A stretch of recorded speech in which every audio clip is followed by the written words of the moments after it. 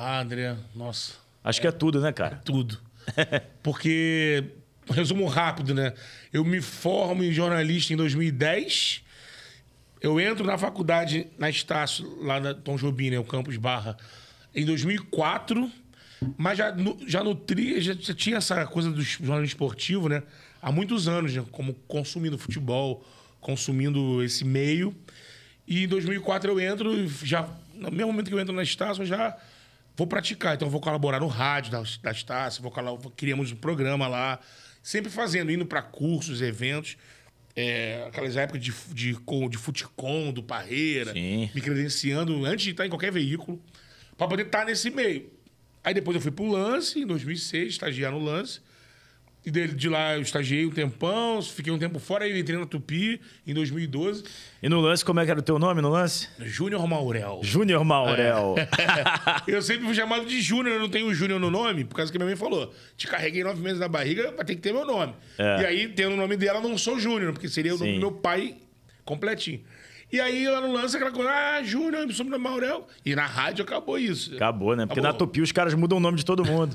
Paulo Júnior, o Pepa, falou, Braco. Nilberto, Júnior Maurel. Mas teu nome é Nilberto, Júnior Maurel. O ouvinte da Tupi não vai entender Maurel. Beto Júnior. E, cara, sempre querendo... Eu entrei na Tupi querendo ser repórter, né? Só que passou o tempo, rapidamente, não me deram essa oportunidade de cara. Claro. de ser repórter. E eu também fui observando que o repórter não era mais aquele repórter que eu acompanhei. Que viajava, que fazia grandes coberturas. Mas quando tu entrou, já ainda viajava Ainda viajava, mas era muito em momentos decisivos. Não era aquela coisa que, pô, jogo A Tupi fora... passava por uma crise na época já. Sim. Aí eu lembro quando eu entrei, quem viajava muito era o Pimentel, porque fazia Fluminense. E o Fluminense estava brigando pelo título, então o Fluminense tinha uma cobertura. Isso aí é que ano, isso aí? 2012. 2012. Novembro, 1º de novembro de 2012. Foi a reta final do Brasileiro já ali. E eu rapidamente percebi isso, que a profissão de repórter estava mudando muito. Comecei a ver que os caras estavam se ferrando no trabalho. Muito. Aquela história de ficar no CT dos times, né? Sem poder ver treino. Tava horrível. E tendo que cumprir ainda o horário ao vivo no giro. Então os caras ficavam o dia todo na rua, sem ter o acesso que tinham antigamente. Praticamente ficavam sentados na entrada do CT. E ainda tinha que ficar até meia-noite lá no ao vivo. E quando eu fui ver no salário, passou um tempinho, eu tava ganhando muito próximo. Eu falei, mano... Já que ninguém me deu oportunidade, eu vou ficar aqui, vou crescer na produção. Não, eu muito próximo pra galera que tá aqui acompanhando a gente, muito próximo é muito pouco, tá?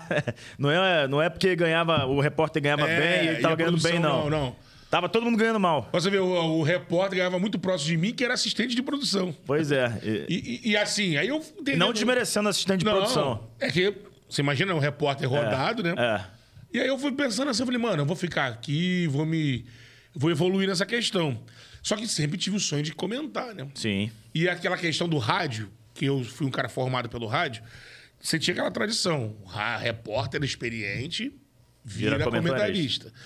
E aí eu fui levando essa de produtor. Acabei depois da crise de 2015, que saiu muita gente. Eu virei o produtor que seria o executivo nível 3. A crise de 2015 é a crise da Rádio Tupi, né? Que todo mundo fica sem receber um tempão. Eu entro nessa crise, eu entrei no meio dessa crise. Ficamos 3 meses sem receber. O meu Réveillon, graças a Deus, o meu problema era um problema muito mais tranquilo do que de outras pessoas. Com certeza. Porque graças a Deus eu moro com a minha mãe, com a minha família, então não tinha questão de alimentação e tudo, mas teve gente que passou apuros por isso. Porque foram 3 meses, né? Eu brinco que o meu Réveillon foi no Sodex, lá no antigo Sodex. Achei um lugar que passava Sodex, porque pelo menos o Sodex caiu. Tinha o Vale do Mercado. Tinha o Vale do Mercado, aí deu pra fazer um luau e participar. Mas foi brabo. Mas aí quando a gente volta em 16, 16, 17, na verdade, 16, 17, a galera, muita gente foi embora. E eu fiquei como principal coordenador. E aí eu fui me desenvolver muito bem nisso. Pô, chegou um momento que não fazia nem mais força. Tava tudo muito aqui na cabeça, automatizado. Passava rápido. Passava rápido. Aprendi logo a mexer nas edições ali, então, para usar menos possível o operador, enfim. Fiquei muito estabelecido. E eu ouvi uma vez o Sérgio Américo falando assim, Betão, você é muito bom, você... Porque a galera da redação, nas resenhas, já falava, pô, Betão, tu sabe pra caramba, pô, tu comenta, cara, isso aqui. Mas eu fui proibido de comentar. Eu lembro. Até antes. Engraçado que o antigo chefe que me proibiu de comentar, esses dias estavam pedindo pra eu mandar um abraço no Premiere pra ele. Ah, é? Teve isso? Teve. Cara. Mas eu entendo. Porque antes dele ir embora, ele reconheceu também muita coisa. Me elogiou e reconheceu antes dele sair da Tupi. Não guardo mágoa disso, não. E aí, amigo, tô falando do Paulo Júnior, não do outro. Não. Ah, ufa, não eu já tava pensando, pensei que era dele. Não, no mochila não. Aí, o Sérgio Américo falou Mas assim... o Paulo Júnior é um cara maneiro. Não, sim. O Tinha Paulo dificuldades dele em termos de... Ele era meio grosseiro, algumas coisas, mas ele era um cara justo. Mas ele era um cara exato, justo. cara justo, cara maneiro. Não sacaneava ninguém. Não. E aí o Sérgio falou assim, Betão, você, porra, é bom, cara, você sabe muito. Só que pensa numa coisa, hoje em dia no rádio, nas outras emissoras aqui do Rio, por exemplo, essa figura de coordenação não existe mais, não. Só aqui na Tupi, que a gente chamava de bucha, né? É. Nas outras rádios, o repórter é responsável pelo material dele e quando vai pra pasta do operador, é o operador que é responsável. Então tem uma ilhazinha ali, o cara dá uma editadinha, não tem mais essa figura que vai botar a culpa. Ah, cadê o som? Ih, coordenação. E aí, amigo, você vai, de repente, sair daqui... Ah, eu tenho 8 anos de coordenação. Grandes coisas, Grandes coisas. E isso me deixou muito noiado. Eu cheguei até a ter um pouco de depressão nesse período, porque eu não tinha a menor perspectiva de comentar. Não dava para ser mais repórter. E eu tinha crescido naquela função. Que também não tem nada a ver com produção de evento de televisão. Nada a ver. Nada a ver, Nada outra a ver. coisa. Uhum. E aí, amigo, eu fiquei naquela, mano. E a partir de 2017, eu acho que por ordens de cima, comecei a ser colocado para comentar do Tupi na Rede. Era comentarista fixo lá do YouTube do Tupi na Rede. E os repórteres apresentavam os programas. Comecei a comentar no rádio, aí comentei Copa Tupi, na semifinal Eu lá. narrei Copa Tupi também. Eu estreiei com o Tigrão, lá na sede, lá no estádio do... Aqui nasceu o fenômeno. Lá eu no também narrei São lá, Cristóvão. jogo lá, São Cristóvão. Foi o primeiro jogo que eu comentei no ar, né? No Dial. E fiz com você final de Copinha. Vasco São Paulo. Vasco São Paulo. Fiz final de Copa do Brasil, também de Sub-20, com o Vasco também contra o Bahia. E fui fazendo. A gente fez Copa da Rússia, fizemos um jogo também na Copa da Rússia. Fizemos na internet. Na internet, aí foi acontecendo. E aí, quando eu comecei a comentar e a galera elogiar da Tupi, pô, Betão, você... Aí comecei a fazer Brasileirão e tal, mas o salto, que pra mim o salto seria o quê? Passar na carteira, mudar. Isso não acontecia. Porque eu nunca... Porque o outro já disse aí num podcast que foi que eu não tive paciência, né? Ah, peraí, cara. Eu nunca pedi, pô, me bota aí na frente do Leão, me bota aí na frente do fulano, ciclano, porque nada, eu sempre só... Agora eu queria... Eu esperava, era tipo assim, pô, Betão já é comentarista, então Betão, vem cá. O que Faz a acontecia, carteira assim, aqui. eu olhando lá e participando até, eu saí da Tupi em 2020, o que eu vi era o seguinte, era um tapa-buraco. A gente era tapa-buraco. Exatamente. Nesse sentido, assim, tem um jogo aí, não tem ninguém pra botar pra narrar, bota o André. Os caras confiavam que a gente não ia fazer merda. Isso. E bota o bota André. É o repórter, mas bota ele pra narrar, bota o Beto aí pra comentar esse jogo aí. Sim. E era assim. Fizeram isso com o Emerson também. Também. Tá na Flá TV. Isso. Que moleque tava lá pedindo passagem. Ah, vem cá. Sabia que ele gostava. O próprio Cantarelli, quando chegou na Tupi, já chegou na Tupi numa condição boa e foi escanteado. Isso aí. E esse processo fez com que a gente ficasse pensando no futuro. A gente só ficava pensando no melhor pra gente, Exatamente. né? Exatamente. Lógico. Porque aí eu tô com 41. Eu 40. Naquele momento a gente tava ali nessa reta final dos 30, né? Falando, pô, e aí, quando é que vai acontecer? Tá demorando. Tá demorando, né? E exatamente ali, quando você sai em 20, é quando começa a surgir o embrião do Charla. Porque o Cantarelli, nessa insatisfação dele, porque ele é contratado pelo presidente, pelo Tufi. Só que quando ele é colocado no departamento, eles colocaram ele lá, mas não defenderam o que eles prometeram. E aí deixou na mão de quem estava mandando. E aí já era. E aí foi botando de lado. E aí, o que aconteceu? Quando o Cantarelli ele reclama, uma das vezes que ele começa a pegar mais confiança comigo, com o Matheus, e começa a reclamar daquela situação de... Pô, aqui tem uma porrada de estúdio e os caras não fazem nada, tratam o YouTube como se fosse uma parada de café com leite.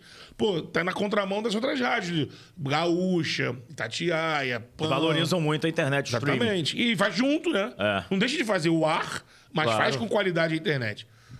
E aí ele, numa dessas, a gente até falou, pô, mas já teve podcast aqui, isso que os caras sabotaram. Sabotaram legal, né? E ele falou, não, mas tô falando de vídeo. E eu não sabia que rolava vídeo. E ele me manda vários links da galera do Flow. Eu começo a assistir aquilo lá enlouquecidamente. E assistindo o Flow, eu pensei, cara... Por que não? Por que não, né? E aí, assim... Um momento antes disso, nessa onda de escantear a gente, eu mais de uma oportunidade, fiz ou Tupi na rede ou jogo na internet com o Cantarelli. E disso a gente foi sentindo uma afinidade. Sim, um entrosamento. Teve um pós-jogo daquele ali, um Tupi na rede, que não... Quando a gente sentou lá no estúdio principal, o Cantarelli olhou, abriu a live, não tava com live no ar. Naquele programa que fica ali 24 horas. Aí chamou o Matheus, estava na coordenação, falou, Matheus, não tem live no ar. Aí o Matheus foi ver, não abriram live pra essa parada. Aí ele falou, Matheus, abre uma live aí. Aí o Matheus abriu uma live. Fizemos o programa na nossa zoeira e tudo mais. Como ele abriu uma live por fora, aquela live ficou. E não acontecia isso, porque entrava naquele automático, aquele 24 horas. Mano, a gente chegou em casa, a gente fez um final de jornada, fomos pra casa. Tipo assim, eu acabei também banho, jantei, tô no quarto. Tá o Matheus mandando o link, tava com 28 mil a parada. Tava bonzaço. Aí a gente falou, caramba, porque dava 1000 pessoas no total, né? Aí começou a falar, caraca, mano, nunca deu esse número. Aí a gente... E gente falando assim, pô, pegaram cortezinhos assim, pô, vocês têm que fazer mais coisas junto e tal. Aí nisso, quando eu fiquei vendo os podcasts, falei, mano, eu vou falar com o Cantarelli se ele não... O que ele acha de a gente fazer um podcast, um MisaCast. Falei, Cantarelli, existe algum de esporte? Não tem nenhum de esporte. Existe algum no Rio de esporte? Não, no Rio não tem nenhum, nem de esporte, nem de nada. Tem nada. Falei, cara, então isso... Meados de 2020. Então vamos fazer um podcast. E aí o Cantarelli topou. As primeiras pessoas que eu chamei foi o Cantarelli, o Matheus e o Miguel. O Miguel também já tinha trabalhado lá na Tupi. Sim. Maluco, Nosso americano. Nosso americano. Finado Gilson, que apelidou, né?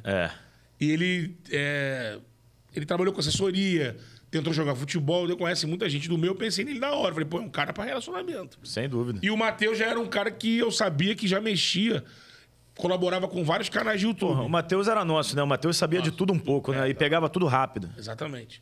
E tinha esse conhecimento. Eu falei, mano, eu sei que o Cantarelli não mexe com o YouTube, eu não mexo. O Matheus mexe. Ajudava os caras de um perfil de Urubucã. Sim. E entre outros. O Matheus estava na primeira live do Flazoeiro.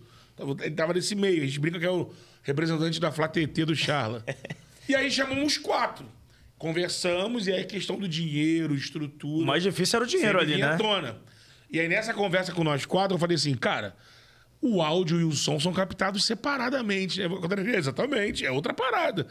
Aí quando o Matheus fala, cara, eu tenho um amigo que trabalhou na Tupi, que mexe com vídeo, que agora tá na Bandeirante, tá na época, e um outro que trabalhava, que é meu amigo de infância, que mexe com som, é músico, mexe com som, que é o Paulinho do som e o Bernardo do vídeo.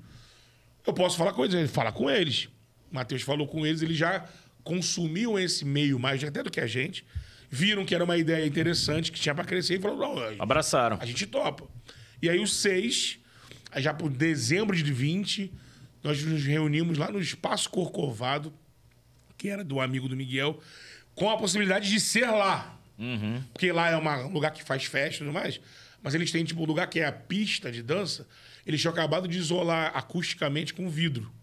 Então, assim, quando a gente viu isso, a gente falou, mano, já tá acusticamente isolado. Dá pra fazer. A gente pode pegar um pedaço desse aqui espaço e cercar com as câmeras e fazer esse cantinho aqui, alguma coisa. E foi isso que a gente fez. A gente pensou, pô, vamos fazer isso. Isso era uma sexta, se eu não me engano, quinta, por aí. A gente combinou dos meninos colocarem no grupo que a gente já tinha criado tudo que eles tinham, né? E o que faltava para minimamente gravar, editar e botar no ar no programa. Eles fizeram isso e a gente falou assim, então tá, isso aqui que falta para minimamente ter a estrutura, a gente vai na segunda, na Uruguaiana, no Edifício Central, algum lugar desse aí, comprar. Sim. Nesse meio tempo, na sexta-feira, o nosso Miguel Marques, lá da Patrulha, vem conversar comigo, porque na época eu já estava comentando com o Gilson no Bolinho de Jogo. Aí, domingo passado eu não te vi no programa, quando tu não tá no programa eu não vejo, sei o quê. Pô, eu falei, não deu pra fazer e tal. Me prenderam aqui na coordenação, sei o que lá. Aí ele, pô, Betão, tu tem que ter um programa no YouTube, cara. Tu saca muito, tem que depender não só daqui, fazer alguma coisa.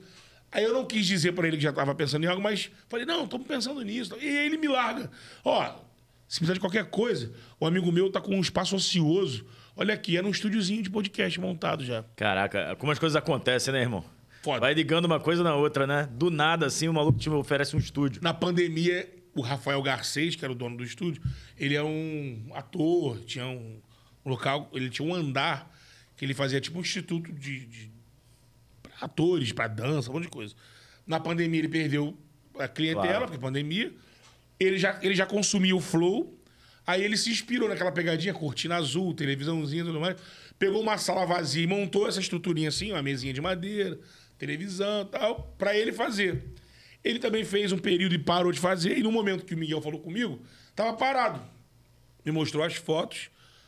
Aí eu falei, mano, na foto eu pensei, pô, será que é pequeno? Será que eu vou ficar muito encaixotado nessa parada? Aí ele, não, vai lá ver, Betão. Aí fala com ele. Ó, segunda-feira pode ir lá. Aí eu fui. Aí cheguei lá, sentei, vi que tava tranquilo, filmei, mostrei pros meninos, os meninos falaram, caralho, Betão, tá pronto. Pô. Já tava tudo no esquema. A gente leva aí... Tudo esquematizado. Ele tem câmera também, a gente leva as nossas, se a nossa for melhor, a gente troca algumas, mas a estrutura tá lá. Fala com ele aí se ele aceita tanto, aí... Tipo, ofereci 400, ele pediu 500. Fechamos, R$500.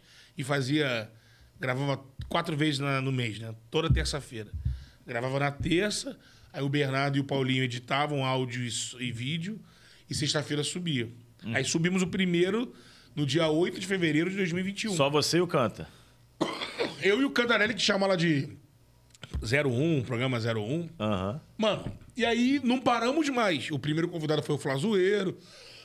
A gente acabou, no início, pegando muita gente do que a gente conhecia. Claro, normal. Depois foi abrindo. E aí, quando o Tchalá acontece, em 4 meses, a forneria, que era a primeira patrocinadora, mas era só uma permuta de... Mandava pizza pela marca. Com 3 meses, eles já falaram, vamos conversar sobre dinheiro. Conversamos em agosto de 21. O patrocínio vira com grana, eles pagam um valor que a gente constrói o nosso estúdio em São Cristóvão. Que é perfeito. Que a gente tendo espaço. Que a gente sempre quis. E o Garcês acabou acelerando isso, porque se ele fosse menos cri-cri com algumas coisas, a gente... Vocês iam se acomodar. De repente a gente se acomodaria, porque era muito barato, né? E aí a gente se acomodaria. Porque a gente, quando entrou, a gente falou, a gente faz parte do projeto ter um lugar nosso. Pra gente poder fazer a galhofa que a gente quiser. Claro, lógico. Mas... grana, né? Custo-benefício.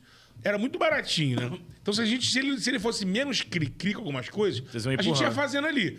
Como ele foi muito cri-cri, a gente acelerou isso. E aí, em agosto de 21, a gente se muda para São Cristóvão, monta o estúdio, e aí começa a dar outros saltos.